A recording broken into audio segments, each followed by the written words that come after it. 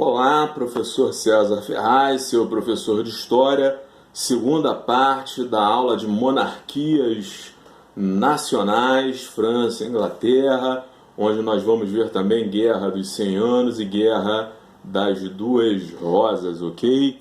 E agora com a monarquia inglesa. A monarquia inglesa ela começa com os anglos e com os saxões.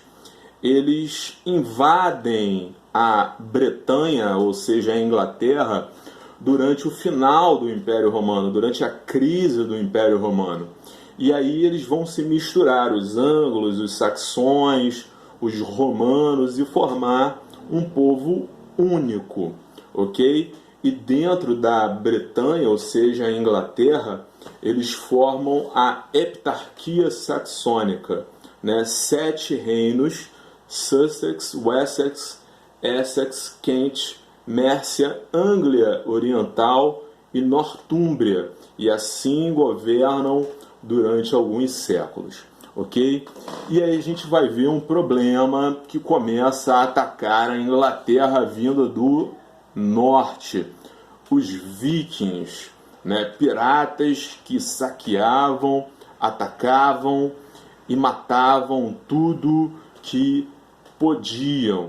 Então, essas invasões vikings começaram no século VIII, mas foi no século IX que a heptarquia saxônica começou a se organizar para resolver esse problema.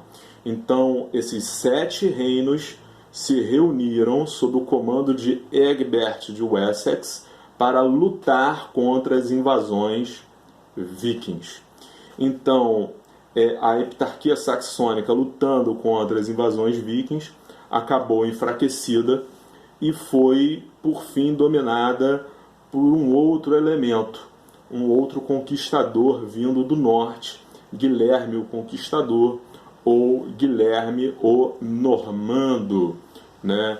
Guilherme o Normando, ele conquista a Inglaterra na Batalha de Hastings, destituindo aí o último rei anglo-saxão, Haroldo II. E Guilherme o Conquistador é um rei muito importante para a centralização da monarquia na Inglaterra, ok? Vamos dar uma olhada aqui o que ele fez. A primeira coisa que ele fez foi tirar o poder das antigas famílias reais, dos antigos nobres, e dividir a Inglaterra em condados. E ele escolheria quem seriam os condes. Esse modelo é o mesmo modelo adotado por Carlos Magno. E mais, esses condes escolhidos por Guilherme são fiscalizados por funcionários do rei, os chamados xerifes, ok? Outra coisa que Guilherme o Conquistador, ou Guilherme o Normando, fez foi estabelecer a common law, né, ou o direito comum. Ele tira o direito dos senhores feudais. Os senhores feudais não têm mais tribunais, não podem julgar nada.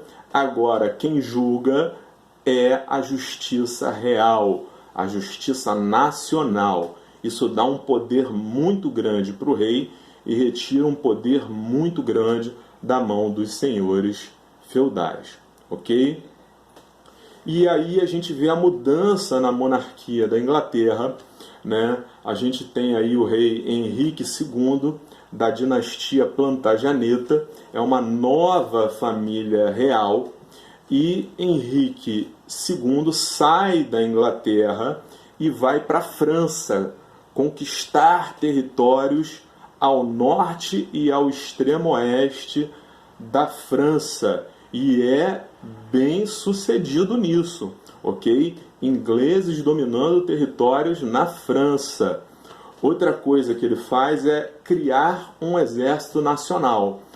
Qual a importância do exército nacional? O rei não depende mais das tropas dos nobres. É claro que esse exército nacional ainda, né, esse exército nacional de Henrique II é um exército mercenário, mas ele já não depende mais dos senhores feudais. Outra coisa que ele faz é organizar ainda mais a justiça do rei, enfraquecendo a justiça dos senhores feudais. A gente tem aí dentro da Inglaterra, nós já vimos isso quando nós estudamos Cruzadas, né? O rei Ricardo Coração de Leão, que passou a maior parte do tempo saindo da Inglaterra, indo para a Terra Santa, lutando, e ele acaba morrendo. E quem governa a Inglaterra de verdade é o seu irmão, o príncipe João. Mas assim, o governo do príncipe João é um governo muito controverso, porque ele já queria derrubar o irmão Ricardo Coração de Leão. Sempre foi plano do príncipe João fazer isso. E para fazer o próprio nome como governante, ele decide expulsar os ingleses do norte da França. E ele acaba perdendo esses combates para o rei francês Filipe Augusto. Gente, guerra custa dinheiro. Equipar os soldados, pagar os soldados, alimentar os soldados, né, acomodar os soldados. E o que João faz? Simplesmente aumenta os impostos. E não aumenta pouco não, aumenta muito. Então veja só, um rei que não conquista terras, que perde territórios e ainda aumenta impostos. É claro que João passa a ser um governante detestado, ok? Com a morte de Ricardo Coração de Leão, o príncipe João se torna rei João I, apelidado de João Sem Terra. Qual a primeira coisa que João Sem Terra faz para ter recursos, para fortalecer o seu próprio poder e ter exército e subjugar os nobres? Ele simplesmente confisca terras da igreja. Os feudos da igreja agora são do rei, são dele, do João I, do João Sem Terra. E aí, com o dinheiro dessas terras, ele fala: agora que eu tenho recursos, eu vou retomar as terras que os ingleses invadiram no norte da França. Ele consegue fazer isso? Não. Ele perde de novo esses combates. Então a moral do rei João I vai caindo cada vez mais dentro da França. E aí o que acontece? Para tentar repor essas perdas, o rei João aumenta os impostos. E aumenta para todo mundo, tá? Não é só para os camponeses, para os trabalhadores, aumenta para os nobres, para os burgueses, para a igreja. E aí a gente vê a elite descontente, né? A elite da Inglaterra, os nobres, o clero, vão se reunir numa coisa chamada o Grande Conselho, como se fosse o nosso Congresso Nacional aqui, tá? E esse Grande Conselho vai criar um documento. Esse documento é uma espécie de constituição, é um primeiro documento, isso é muito importante, tá, gente?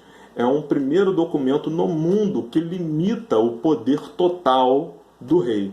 Esse documento se chama a Magna Carta.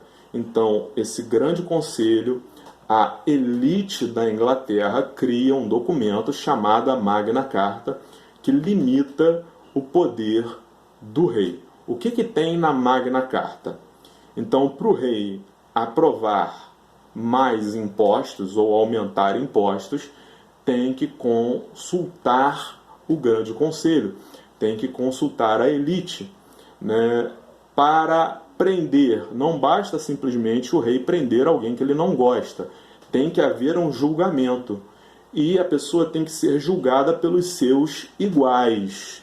Então os nobres passaram a criticar à vontade o rei, porque é óbvio, né, que o rei João, aumentando impostos, se envolvendo em guerras fracassadas, vão surgir inúmeros nobres que vão criticá-lo. E quando houver julgamento contra esses nobres, os nobres vão votar a favor dos seus próprios iguais. Outra coisa também que o Grande Conselho, junto com a Magna Carta, consegue Se vai ter guerra, tem que ser consultado o Grande Conselho. O rei tem que pedir permissão ao Grande Conselho. Ou seja, a guerra tem que ter sentido. Ok? E a gente vê uma evolução do parlamento inglês. Né? Quer dizer, a gente vê uma evolução do Grande Conselho inglês. Esse Grande Conselho se torna parlamento. Ou seja, agora não é só a elite que comanda. Há eleições. Eleições que vão colocar representantes dos ingleses no poder. Então a gente vê o surgimento do parlamento na Inglaterra. A gente tem a Câmara dos Lordes, composta pelos nobres e clero, e a gente vê a Câmara dos Comuns, composta aí pelos cavaleiros e pelos burgueses. O interessante disso aí, gente, é que para compor, né, o parlamento, ou seja, a Câmara dos Lordes ou a Câmara dos Comuns, as pessoas têm que ser eleitas. Ou seja, o povo passa a ser realmente representado, ok? Então nós encerramos essa nossa parte aqui e voltamos já já.